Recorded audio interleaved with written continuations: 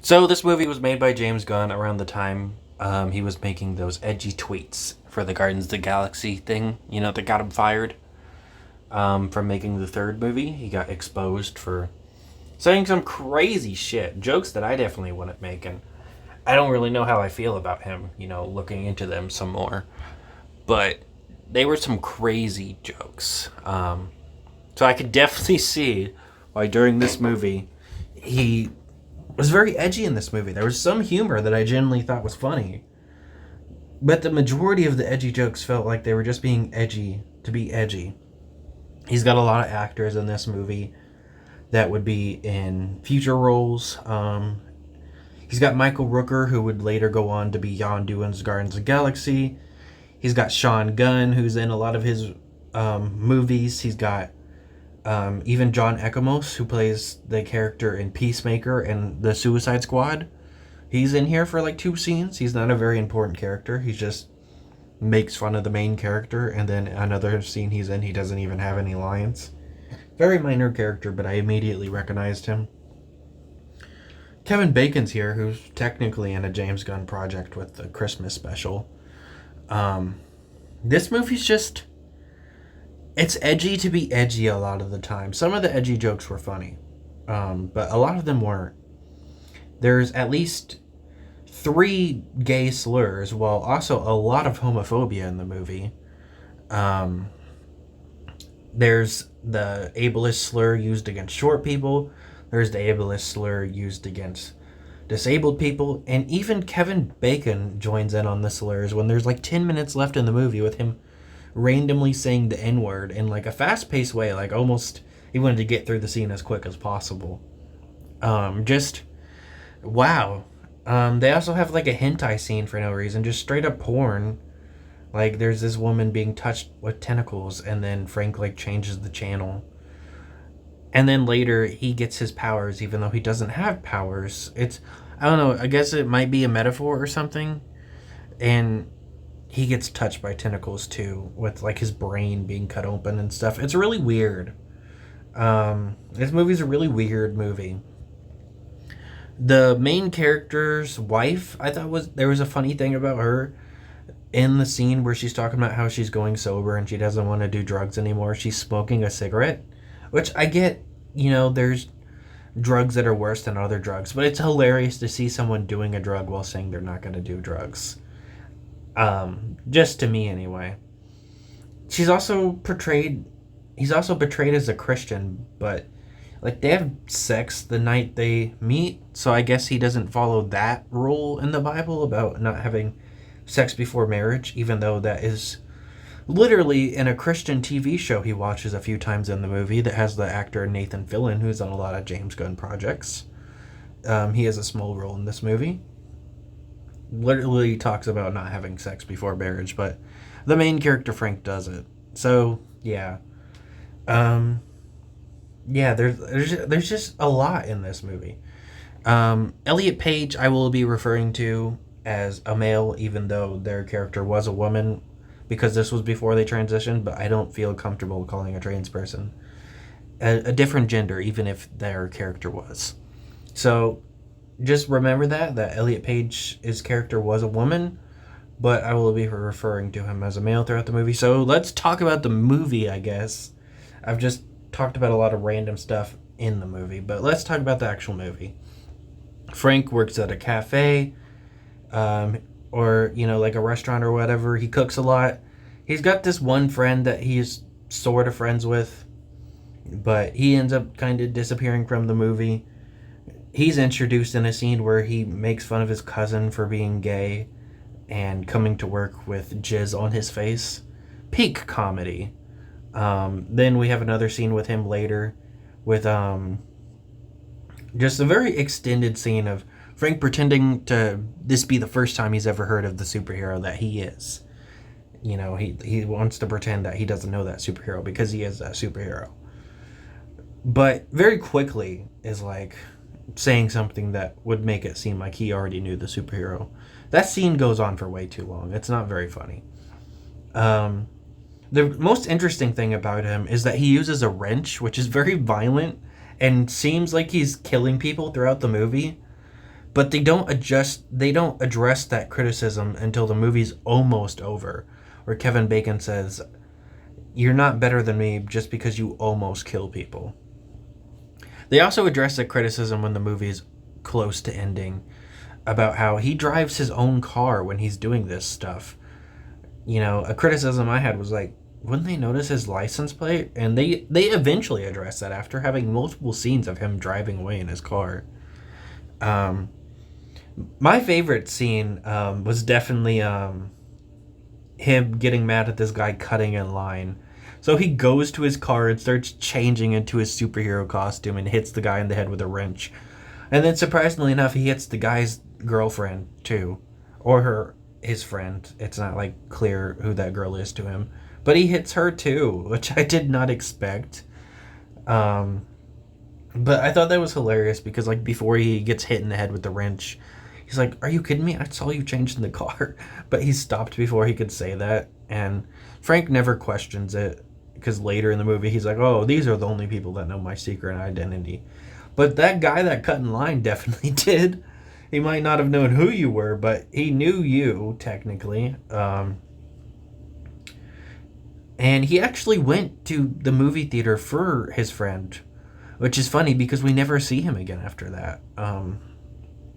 So he does something for his friend, and then we never see that friend again, which is funny. Elliot Page in the scene that he's introduced in makes fun of Frank for wanting superhero comics because they're gay, specifically the ones that he wants. I know there's probably going to be a lot of people saying, "Oh, that's just how people talked at the time." A lot of people didn't talk like that at the time. A lot of people did, but a lot of people didn't. So I don't really think it's okay. Especially with all the other homophobic stuff in the movie that's clear homophobia instead of just, "Oh, that's the way people talked back then." Then he also makes fun of, short people, dwarves, little people, by like being like, "Oh, I can't imagine living like that," and then getting on their knees and being like, "Oh, I can't see over the counter," and stuff like that. Oh, hilarious, peak comedy. John Gunn's character gets disposed of pretty quickly in a scene where Elliot Page runs into him with Frank's car, which is pretty funny. I thought that was funny. Elliot is also in a bra during this scene because he was changing, which is just hilarious. He's just cussing out this person in the middle of the street in his bra, which I thought that was funny. It's funny to see someone half naked just be so serious and cussing someone out. So some of the humor worked for me. They go back to Frank's place, and Elliot Page basically admits to wanting to be with Frank, which had been hinted at earlier. But Frank doesn't want to because he's still married and wants his wife that was kidnapped by Kevin Bacon and, forced to do a lot of different types of drugs. Eventually, that leads to Libby, Elliot Page's character, sexually assaulting Frank and raping him. And then it's just never addressed again. He tells him no multiple times, and Frank is forced to have sex with Libby, and then after he throws up. And then Elliot apologizes and claims that it's because of sleepwalking or something really dumb like that, and Frank's like, "It doesn't matter, we gotta go save my wife." And then it's never mentioned again because Libby's gonna be killed pretty quickly. Libby kills one guard with some Wolverine claws that he had made, and that was literally what they called them, Wolverine claws, because they reference a lot of superheroes in this movie. Then Libby gets shot not too long after and killed, and Frank's really devastated and starts to kill a bunch of people with pipe bombs and shit. Like, I don't get why he's using pop bombs when he had stopped Libby earlier from killing somebody. But now he's fine with killing people because Libby was killed or something. It's just, okay. He kills people with pipe bombs, bashes a guy's head on the floor. There's a bunch of different kills. And then when he finally confronts Kevin Bacon's character, he's got his wrench in his hand again, which he has not used in a long time. He's just got it in his hand again now because I guess they want to remind you of what his weapon used to be. Like, I get that he had all these guns and stuff and these pipe bombs and stuff because he thought that was the only way he could take on Kevin Bacon and his goons. But why does he have his wrench out now? And then he doesn't even use it. Kevin Bacon drops the N-word about how he killed the black person that was going to rape Frank's wife. I don't remember his name. He was only introduced in this scene, and then he got killed immediately. Except, like I said, Kevin Bacon calls him the N-word.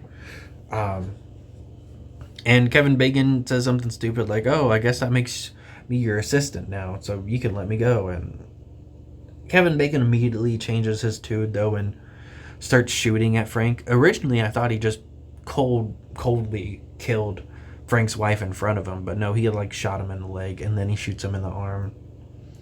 But Frank's able to get the gun away from him, puts him on the ground, and gives him this speech about how you're not supposed to cut in line, you're not supposed to rape children and stuff like that. And Kevin Bacon's like, "Well, even if you kill me, you're not going to make the world a better place." And he's like, "I won't know that until I try." And then he stabs Kevin Bacon a bunch with a knife. So he doesn't even use the wrench in the end. It would have been cool to see him absolutely bash the shit out of Kevin's head in with a wrench. But instead, he just gets stabbed a few times.